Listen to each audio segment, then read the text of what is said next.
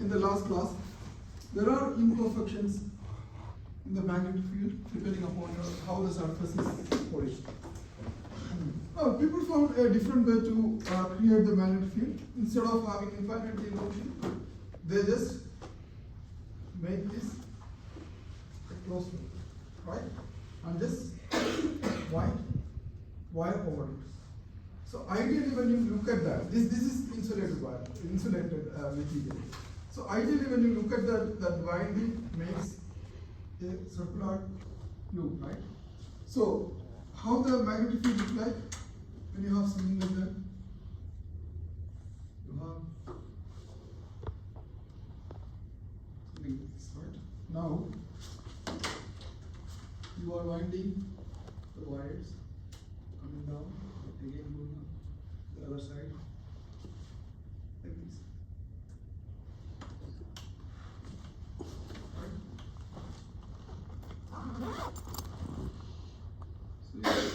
So circulation current I through it, and this is coming. So we can take any other direction for this current, right? Now, how the magnetic field will look like? So definitely you have the current this way, right? So when you have current in this axis, the magnetic field will be around that wire will be like this, right? So when you look at the magnetic field, you have field goes in this way, right?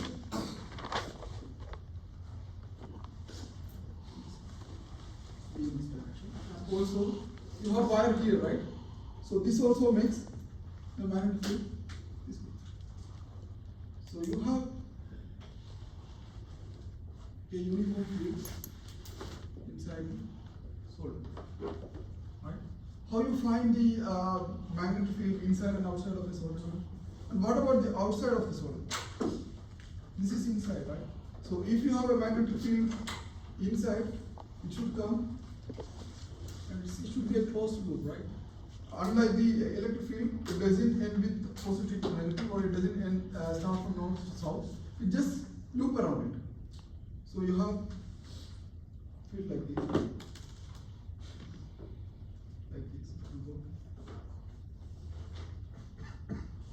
like this, right?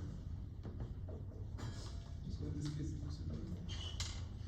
in this direction. Okay. So now, how do you find the magnetic field inside and outside of the solid? What will be the magnetic field inside? Because it's a closed loop and the diameter is so close, you have the magnetic field anyway, it will be added together, right? From this side and this side. If you look at the cross section, for one side of this one, for example, you take a cross section around this way, right? You will see that the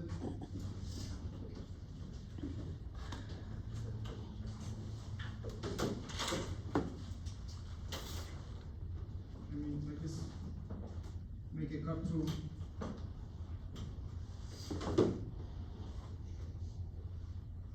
around this, and I just take the cross section. Which means I just can have it.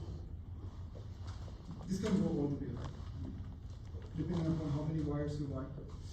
You can have a medium loop with magnetic field. We go this forward, right? Your current is coming this way. So how you find the magnetic field inside and out? This is your inside. This is inside of the solenoid. This is outside of the solenoid. For those who have opened the laptops, just please close it. You're not supposed to do something else on this class. If you want, you just give me this. Now, so how you find inside and outside magnetic field? You just use the ambient law, right? So if you have this kind of ambient loop, you just use this one, first side, second side, the left side, and you see integral B dot ds equal to mu 0 into I, right? And what is the B dot dl here? You can split them into four sides, right? So total integral B dot dl plus B dot dl in four sides. So we should have four sides. Okay. Let's say 1, 2, 3, 4, right? And if you look at this one, this should be equal to mu 0. And what is the I? That's that we know. Okay. It's not really just I, because there are several wires. Now, what about the first side? It's in the direction, right? So it should be okay. And the second side is making 90 degree, right? The DL element we are talking about, right? And this one, same, sorry, same.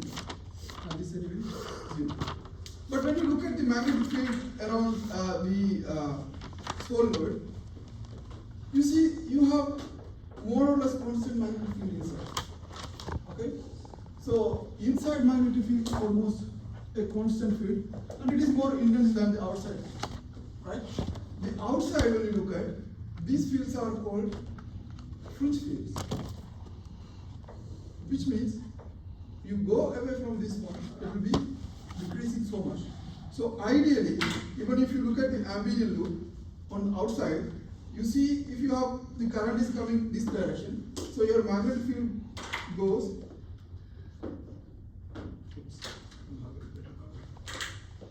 Your magnetic field goes this way, right? And this magnetic field goes. This will go this way, like this. This will go like this. So if you look at here, the field on this region, or the whatever it is created in this region, they will almost cancel out. So for all ideal purposes, even though there is a magnetic field here, for all ideal cases, we take B outside approximately 0. It will be never 0. That's why we call them as fringe field. Okay? So this region, the B is considered to be approximately 0. So we only have the first region, we don't dl, mu 0, I.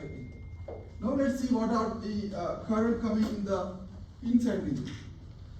So you have, for example, you have length of L is the length of this total solenoid, and you assume that you have n numbers of wires are coming out. So this, whatever the numbers, assume n numbers of wires are there. So ideally you should have, the I in should be whatever the number of wires and whatever they carry the current, right? So I in should be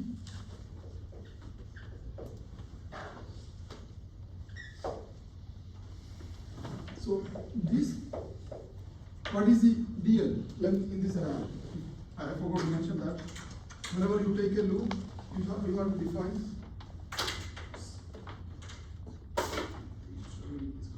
You have to define the length of the ambient loop, either small l or capital L, whatever you define.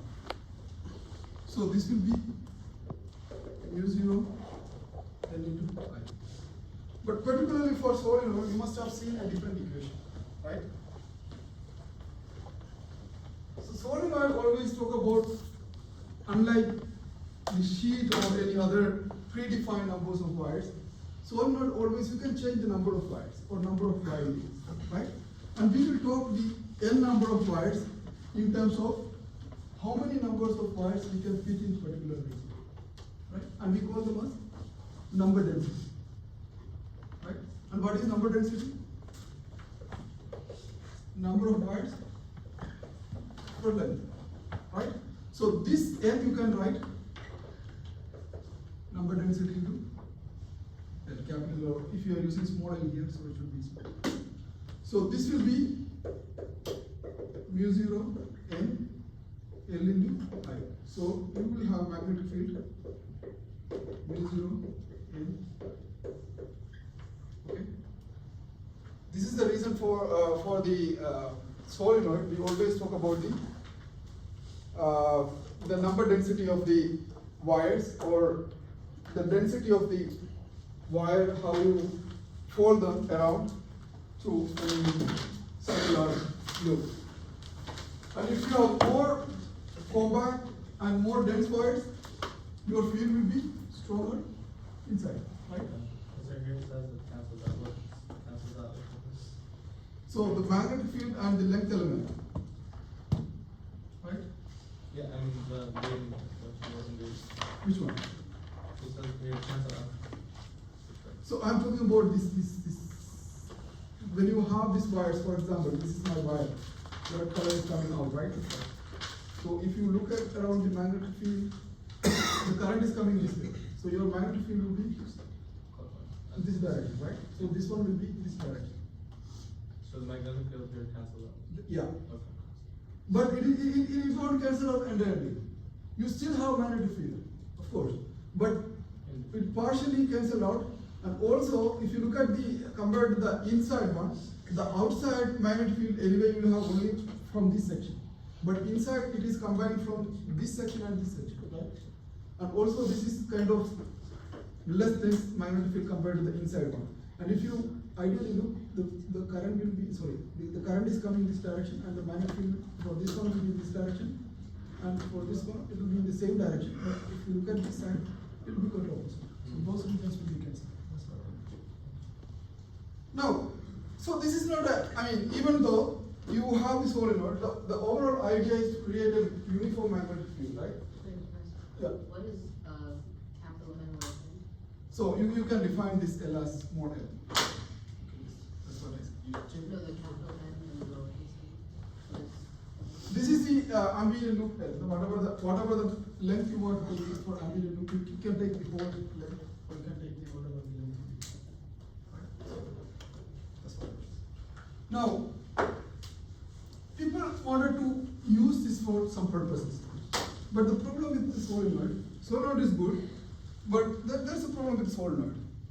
You can create the uniform magnetic field by using the solenoid, but ideally you cannot use them for any, I mean, you can use for some purposes, but the whole idea is to use to have some purpose, like for example, if you have two plates and you apply some electric field, you can deflect the charge particle, right? So people were thinking we can do something like that with the magnetic field. And they found if you have a uniform magnetic field, you can store the magnetic field in a circular form, right? But when you put the charge particle inside a uniform magnetic field like this, since your winding cannot be perfectly circular, right? You will always have to have an angle. So even though you create a uniform magnetic field, when the charge particle travel, they will just they won't come back to the same position, right? So they will eventually lose. And then people use, there are several other techniques to store the particle. So they keep some other kind of permanent magnet here. Some other kind of magnet here, right? And they apply some magnetic field depending upon the what you want. And they create some field around here, and this particle will be going back, and particle will come back, and they will store it. But this is not effective. Since you have a fringe field so much here, eventually the particle, even though you can store, they will just lose it, right? And some people came up with a solution. Instead of having a solenoid, why don't you make something like, so if you want to store the particle, you have to keep the solenoid, so you have uniform magnetic field inside. And if you want to trap or store the particles inside, you keep another magnet here, and then they will be trapped, right? So instead of that, remove this magnet, you just make a loop, right? So that everywhere since it is a loop, the magnet will be uniform all over the loop, right? And you store the particle in this circular form. And they call them this kind of geometry, it works, right? So now we will talk about something called toroid. This was toroid is not only useful for creating the or storing the charged particle or trapping the charged particle. There are other purposes of the toroid also. You must have learned about the toroidal transformers, right? You keep a magnet and you wind some wires. We will learn if we have time to learn about the mutual inductance. That we will be using this toroid so much. Okay. So what is a toroid? Basically, you take a solenoid, right?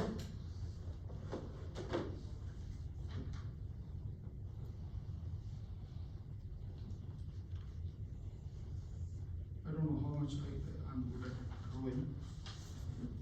You take a solenoid, right? Or this, you can just look at the top view. You take a solenoid and you fold them, right? And then connect the ends, right? So ideally you have the wires are connected, so it will be going like this.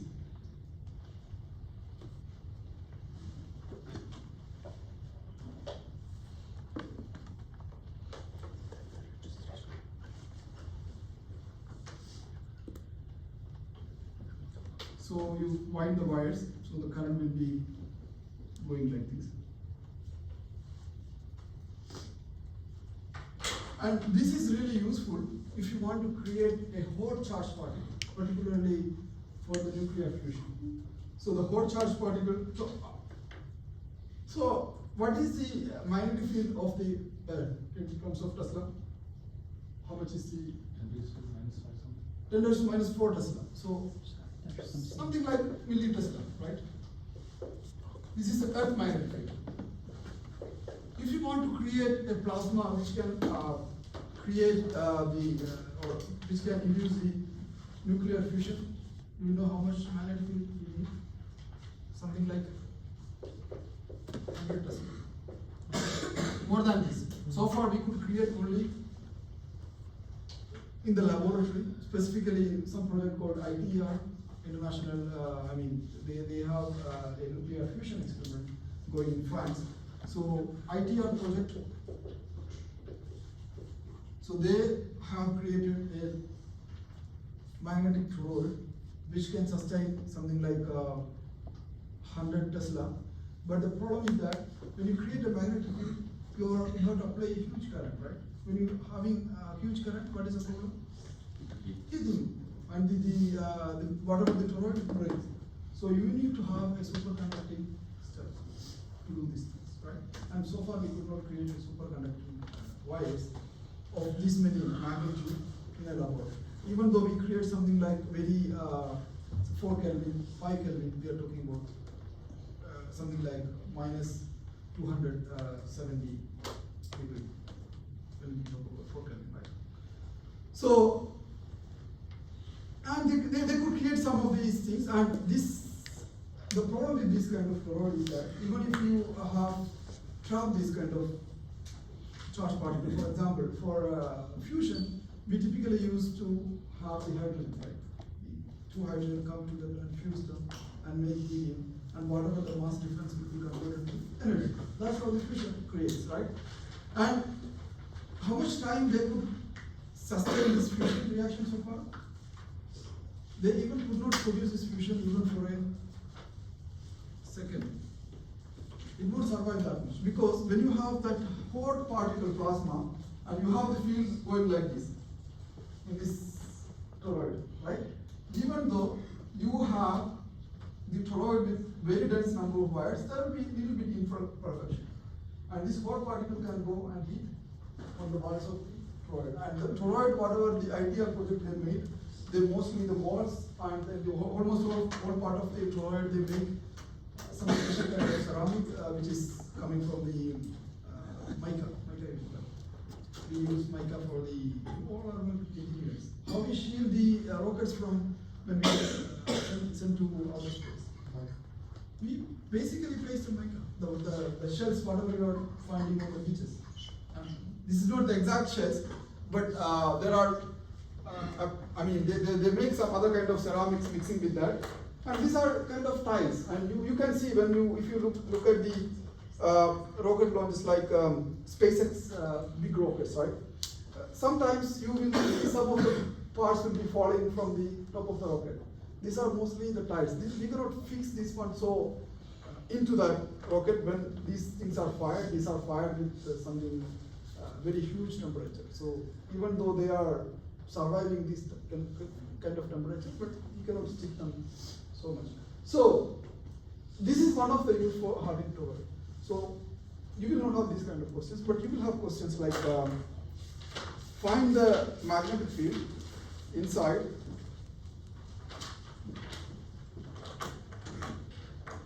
a toroid. Find the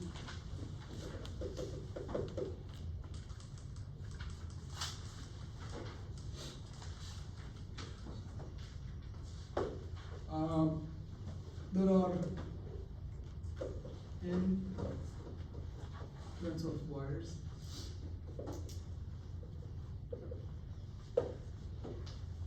Are wounded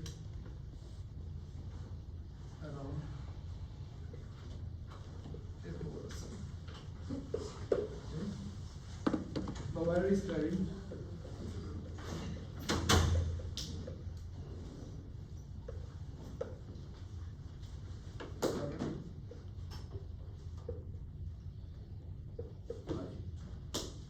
find the magnetic field inside the toroid.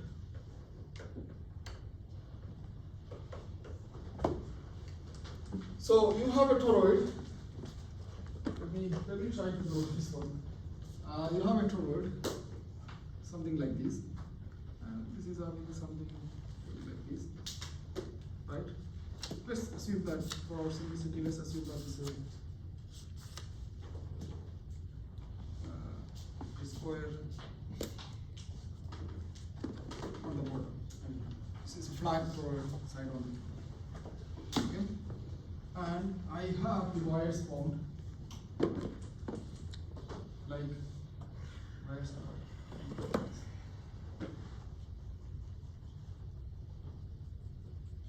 I don't know whether my drawings are really bad or I'm pretty sure it's bad, but I don't know how much bad it is.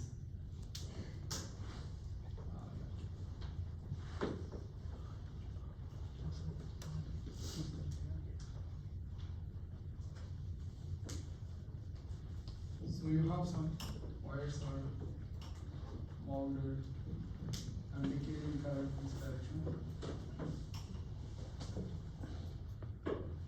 You can have the other direction too, because it's a toroid, so it's symmetric. Doesn't matter which direction you pass the current. And this will be going to the other side. Not bad? Okay. I hope I could make a 3D on a 2D plane. Should I state my information? Now, this is something like this. You have some toroid. Now you have the wires are mounted like this, okay, and the currents are going into some kind of loop, right? Yeah. Now find the magnetic field inside the toroid. How do you find the magnetic field inside? So you make a cut of this one for simplicity. Just make cut this one. Inside means I mean this side, okay? Don't get confusion. Whatever is this side.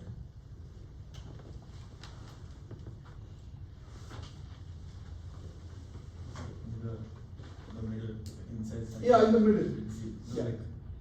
Like it is a torus, and you have a torus, right? Like this, and you take this like your birthday cake, and you cut the cake from the middle, then you take it out, and you decided that okay, I will slice the cake after first cut to the middle, right? Then inside you have something, right? So if you look at the inside, you will be finding this way. So your field will be looking like it's a donut. Yeah, torus is a donut. let's say, when you look at this, the current will be going inside, right? It will be going in. Outside will be. Should not be going out. It depends which direction you look. This is a top view. If you look from the other side, it will be opposite. No, but yeah, the outside is going like inside like this, right? Yeah, you are looking like this from the top. So the wires are coming up, right? Yeah. From the side and going in. Yeah, from out, they're going out and then going in. Yeah, so from like the edges it's It coming. depends if you look from the below side. If you look from the below side, it will be quite opposite. I am looking from the top. Okay? So how I solve this? It's like a disc. You get this. When you cut it, it will be looking like a disc. Right? So you just draw a ambient loop. Right? So you assume that this is having something like R1, this one is R2, right? The ambient loop is having, just you can define any R or whatever. So what is the V dot here? mu0 I in, right? What is the I in here? All wire, n numbers of wire carry the current I, right? Here you are not dividing the numbers, or you don't need to know how many numbers are there. You can, when you talk about this one, whatever the wires you are winding, right? You will have all them going in, right? The other direction. So your mu0 I in will be mu0 Ni, and this will be B. What is the loop dl of this one? The length of the loop. You have, 2 pi. let's say this is 2 R. pi, 2 pi. 2 pi r. Right? So the magnetic field will be mu0 Ni over 2 pi r. See this chapter, this kind of, I mean, once you understood the geometry, it is easy. Yeah. R1 or R2? R1 and R2 are the dimension of this one. This is a radius, inner radius. When you have a donut, as you said, Yeah. there is inner radius. This I call R1, and the outer radius is R2, Yeah. right? Are So those of the ambient? the ambient loop is the radius of the R. Okay. I define that R. Ah, okay. The limit of the ambient loop can be from R1 to R2. Right? If I ask you what is the magnetic field on the surface or just below the surface, you should be replaced with whatever. So this one will be in between. But the one you take for the outside will be outside of R2, right? R2 is the outside radius of the. When you have a donut, you can I have. know, but it's only inside the donut, not It's outside. only inside. And now, You can write this in form of number density as well, right? you can write, but you don't want to write. I mean, when you have any numbers of, the reason here we have written, you can have a different length. You can consider a small number here in this ambient loop, right? But when we are talking about the ambient loop here, whatever the numbers of wires you take, you cover all of them in the ambient loop. Right? So that's why we are not writing. If you want to write, you can just write the numbers inside it. Just write the instead of n, you can write the whatever the number into whatever the. Over 2 pi r. So that will be the length. Right. Now, this is okay. This is toroid you can use for this. But in our normal life, use same idea, something else. You all heard about the coaxial cables, the cable TV cables in your home, right? There is something unusual about those cables, right? So let's do next example. This is the last example for this chapter. And you have several simple problems in the back of the chapter. Just practice one there. And if you find anything difficult, just write one. So coaxial cable, if you look at the coaxial cable, you see that there is a pin coming in the middle, right? The cable TV cable. And that will be, oh, that carries some current, right? So when you connect the coaxial cable, in olden days when we used to have this issue with the cables, we just first thing we do that, we check the connections, right? The reason for that, whatever this current coming here, will be connected this one on the other side, this current will be going out, right? And find the magnetic field. So coaxial means that you have, for example, this is the wire, this wire, right?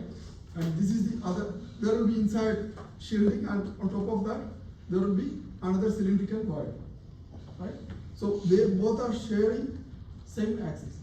That's a coaxial, okay?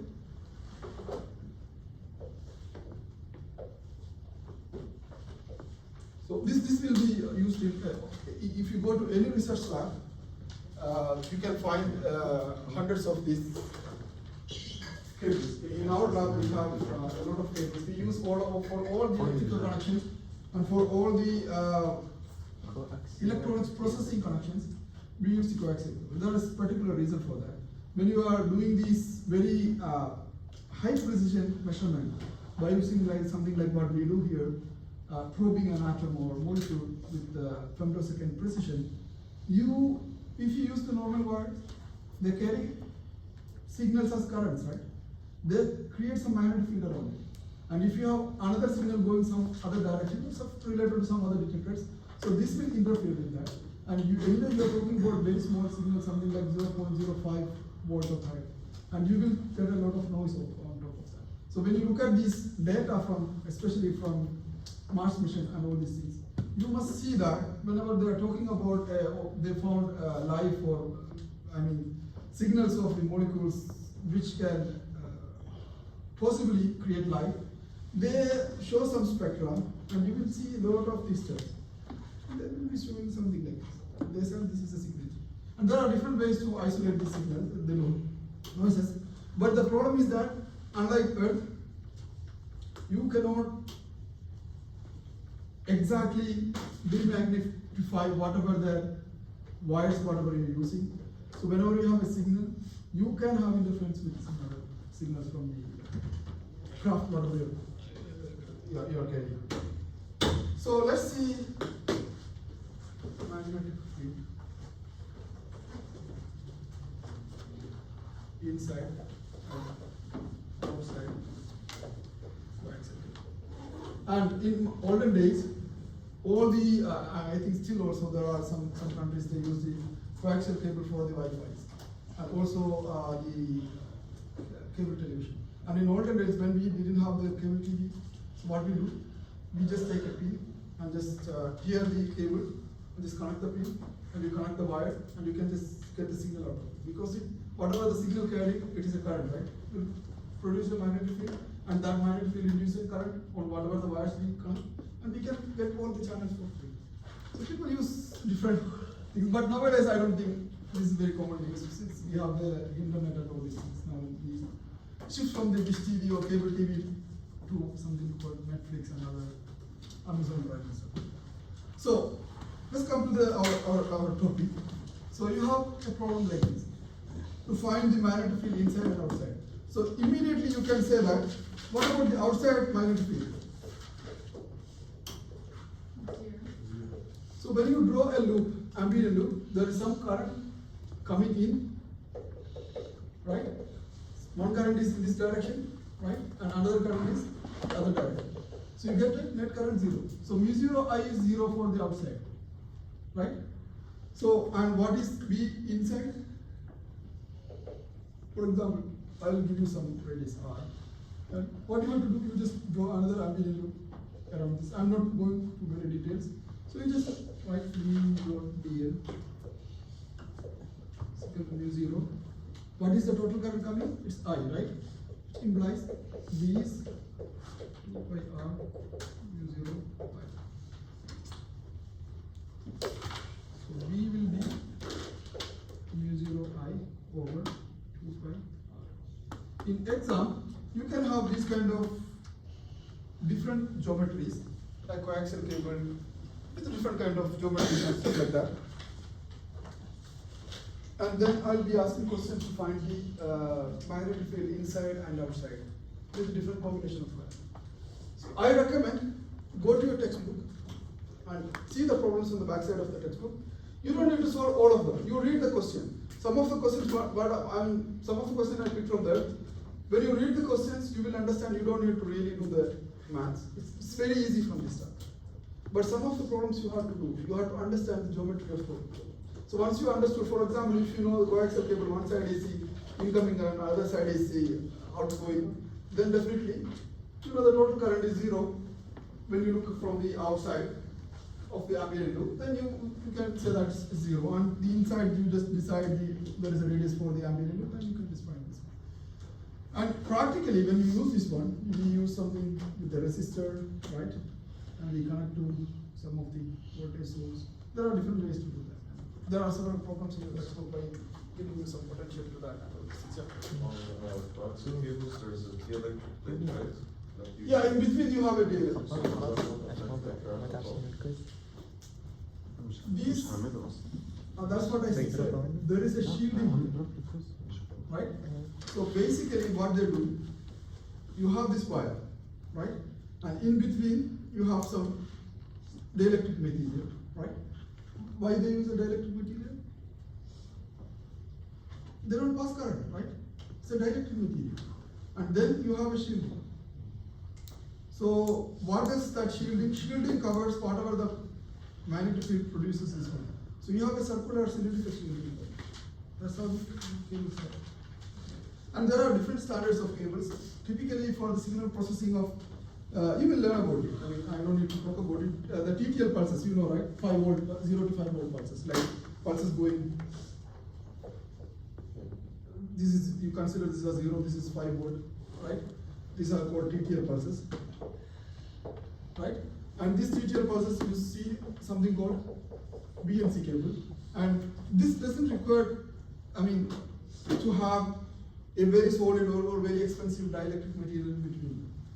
So, for different purposes you use. For example, if you want to have something called high voltage. So, for example, if you want to carry a 1000 volt without any noises, so you use something called SHV cables. It's a different standard.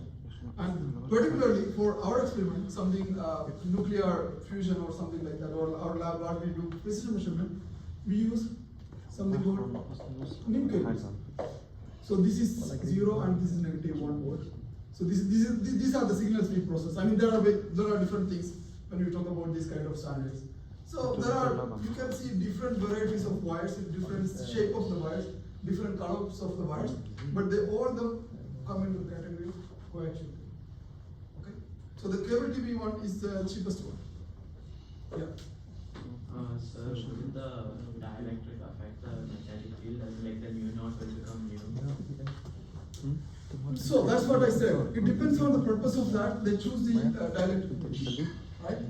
So whenever you are dealing with this kind of material, you want to try to avoid. You cannot make it to 0. So these are compared to this one. These are 5 times expensive. If you want 1 foot of this, maybe you have to pay $200.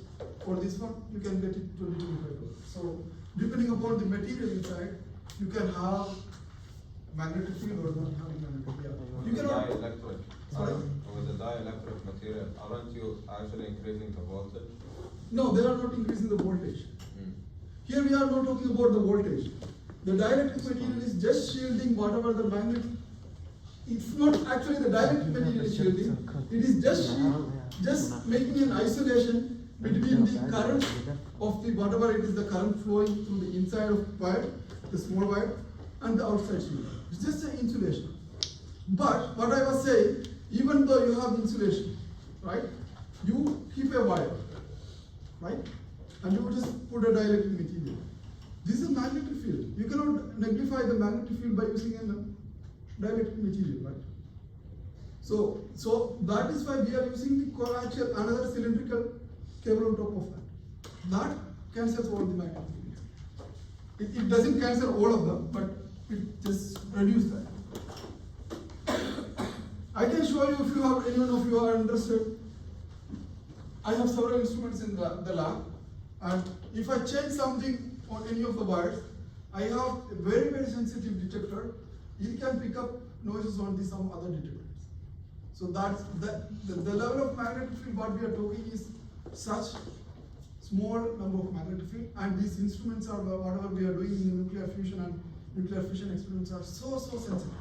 That is why people introduce several categories of cable depending upon their needs. Okay, so SHP cable, if you see that it is something like half of this thickness, maybe this thickness. BNC cable is also same thickness, but if you can maximum voltage you can just carry through a BNC cable is 500 volt, but SHP volt you can carry 5000 volt, depending upon the insulating material inside. You will learn when you are, if you are going through the electricals engineering or electronics engineering, definitely you will learn about these things. You will be using a lot of these things. Now, this is all about chapter 29. Any question? But for your practical purposes, these are, you just understand these are all things will fall in the category of coaxial cable, and you will not have those kind of questions.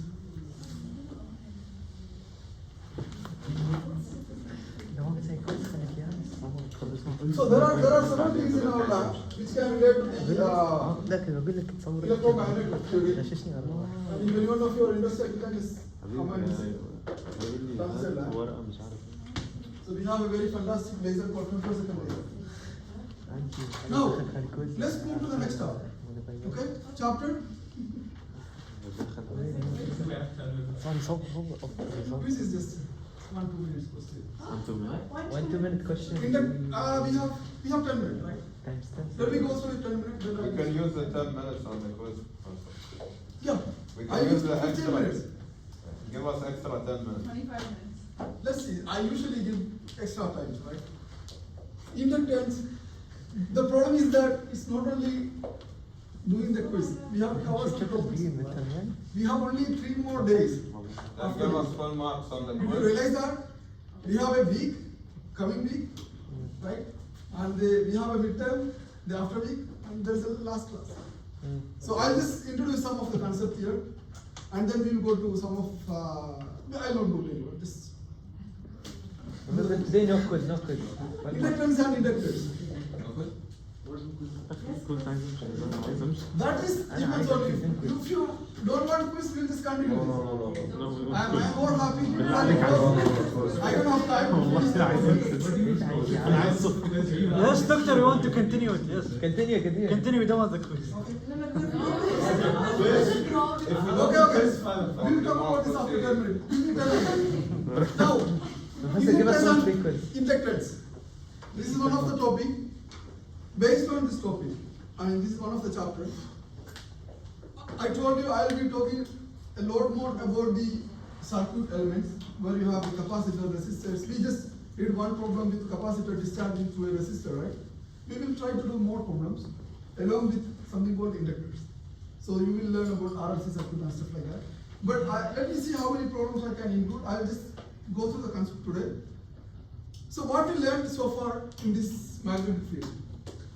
We, in any direction, you can have magnetic field in any direction, right? And you keep some charged particle first. This is the first thing we learn. And give some velocity, and it has some force in some direction, right? Yeah. And the second thing what we learn, instead of charged particle, I keep a wire, right? And this will create a force, I into L cross B. And if I take the length element in this direction, should be sine beta. This will be the physical to Q into V cross B, by the way.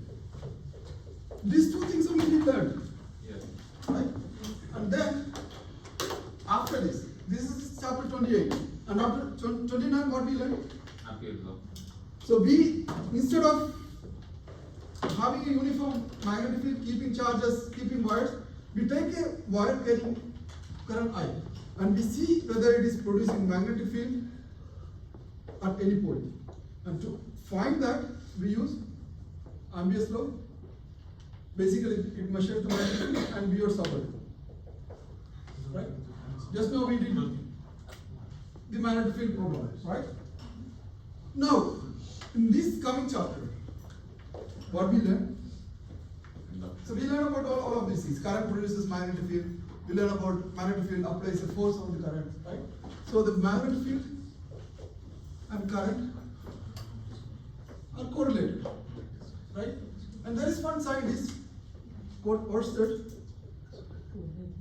found when you have a current carrying wire, right? Instead of looking into the magnetic field production using this current, he keep a magnet with some direction, north and south, right? And he keep increasing the current on this one. And you see that this, whatever the magnetic compass, just reflecting, right? And someone else took that idea, Faraday, right? And what Faraday did? Faraday took the same idea, right? And instead of a small wire, he took a loop of wire, right? And he took the same magnet,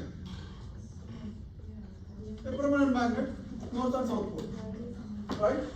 And he just moved the magnet, instead of just applying current, what he did, he just keep the magnet moving back and forth. When he moves front side, it creates a current bounces. All these they create, they are not touching each other. This magnetic field induces a current. So he has to give some some mathematical formation to this, right? So when we talk about the electric field, we gave some mathematical form. We talk about electric flux. So here we talk about magnetic flux. What is a flux? Magnetic flux?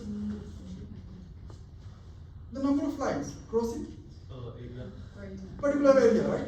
So we use for the magnetic flux, for electric flux we use this same, but we use B. You're talking about surface area of something and looking at the number of lines, right? Passing through that area. For example, you have a sheet of area. How you represent the area of a plane in vector form? Perpendicular. Perpendicular, right? So, and the magnitude will be the length of the vector. We discussed this when we talk about the electric field, right? And if you keep them in a magnetic field, let's say B. So how you find the flux here? Surface area integral V dot dA, right? So what is this one? You are keeping in a uniform magnetic field, right? This will be integral of dA, right? So this will be V dot A, right? This will be VA cosine theta. Since I'm talking about this is if it is 90 degrees, sorry, but if they are parallel, depending upon that, you can have maximum, or if they are perpendicular, you can have zero, right? The flux. Now, by using this one, we will define a lot of things. We will define the EMF and all these things. And some, I'll talk about little more, 4 more minutes. So I'll talk about something else. So the Faraday just found that, okay, I have a magnet, like example, I have this is North Pole and this is South Pole. I have a loop, I just move towards that, it creates something. So he explained that changing magnetic field or changing magnetic field flux induces current in a loop. And there all human history changes. Till date, we are using the same idea to create all the electricity and all this. Okay? So instead of some value statement, he gave now some realistic statement where the magnetic flux change induces a current in the loop. Now, this is only just talking about current in the loop. Now the direction of the loop, the current, how we decide the direction of the current? By the direction of the magnetic field. The direction of the magnet you are moving. There is some fellow called Lenz gave another idea how you have to look into this direction. And in olden days, people were using this as laws, so we call them as Lenz's law. So I'll just brief this one, and I'll stop here. Lenz's law. So let's look this point. You have north and south magnetic field, and it's just having some flux, right? So if you are moving this one inside to this one, right? Inside the loop will try to change, or the loop will resist the flux change through them. This statement has a lot of meaning, which may, when you move the magnet inside loop like this with north pole towards this one, this will create a current clockwise. But what happens if you pull out? It will just change the direction, right? Which means if you are trying to increase the flux here, this fellow, the loop will try to increase the current by reducing the flux, right? By trying to reduce the flux. So whatever the changes it happens here, this fellow resists. So if you are increasing this one, it will just go this one. If you are decreasing this one, it will just go opposite. Okay? Just understand that. If you want to understand the easy method, right? So this is the loop, right? Will you come up with north pole of the magnet, right? You have the current direction will be looking like a N, right? And if you are pulling out, it will be looking like